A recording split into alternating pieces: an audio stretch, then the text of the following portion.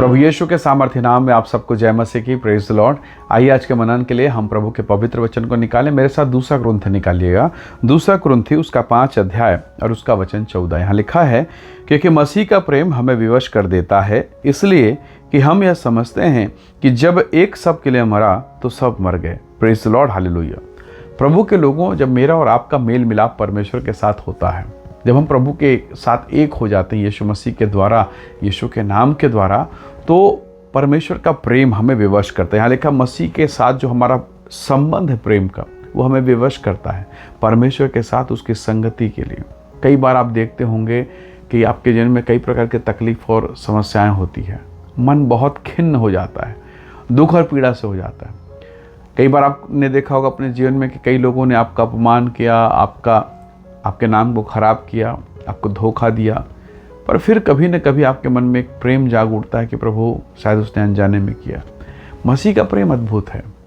जिन लोगों ने प्रभु यीशु मसीह को कोड़े लगाए, जिन लोगों ने उसके कपड़े उतारे, क्रूस पर जिन्हें टांगा, उनकी ओर देखकर कहता है कि पिता इन्हें क्षमा कर। ना केवल उनकी ओर, पर वो हमें देखकर कहता है, पिता इन्हें क्षमा कर, क्योंकि ये नहीं जानते ये क्या करते हैं।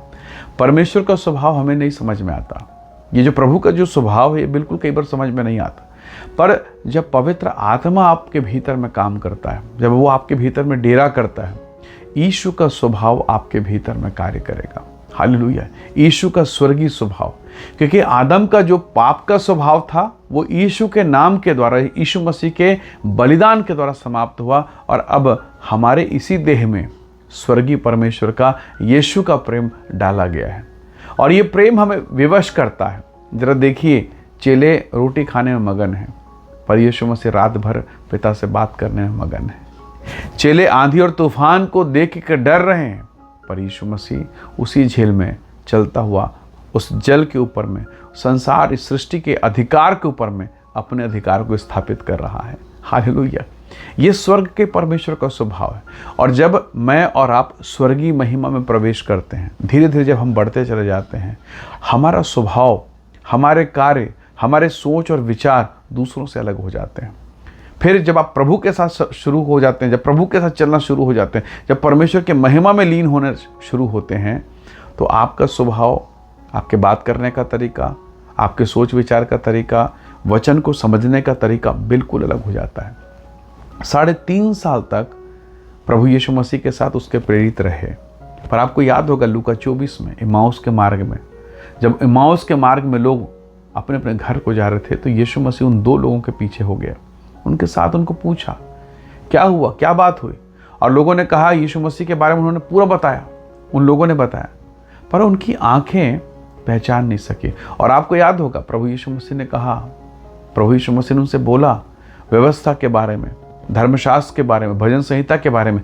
जब यीशु ने उनको समझाना शुरू किया, तब उनकी बुद्धि खुली और तब उन्हें समझ में आया। इसका मतलब, जब प्रभु के साथ आपका संबंध दूर हो जाएगा, आप व्यवस्था को, वचन को सुन के भी नहीं समझ पाएंगे, परमेश्वर के साथ रह के भी नहीं समझ पाएंगे, क्योंकि आप साथ तो हैं, पर शारीरिक रूप से, आत्मिक रूप से नहीं है। पर जब आप आत्मा में कनेक्ट होते हैं, तो अब वही वचन आपको दूसरे तरीके से समझ में आता है। अब प्रार्थना करना आपको बोर नहीं लगेगा, आपको उबासी, जम्हाई, सुस्ती ये नहीं लगेगा। क्यों नहीं लगेगा? क्या किसी को सांस लेना तकलीफदायक लगेगा? क्या किसी को आनंदित होने में, हंसने में अच्छा नहीं लगता? ये हो ही नहीं सकता। ये हमारा स्वभाव है। जब आप मसीह के साथ जीना शुरू करते हैं, तो आप में और मुझ में एक नया स्वभाव, एक नई सृष्टि, एक नई रचना कार्य करती है, और वो जयवंत जीवन की रचना है, जयवंत सृष्टि है। हालेलुया। अब आपका व्यवहार बिल्कुल बदलेगा, क्योंकि आपके भीतर में कोई और है, आपके भीतर में कोई और राज्य कर रहा है। पहले वो पाप, वो नशा, व्यभिचार, संसार की गंदगी, व्यभिचार का जीवन हमारे जीवन में था, इसलिए हमारी आंखें गंदी। पर अब मसीह का आत्मा है, अब यीशु का आत्मा है आपके भीतर में, और वो आपको विवश करता है।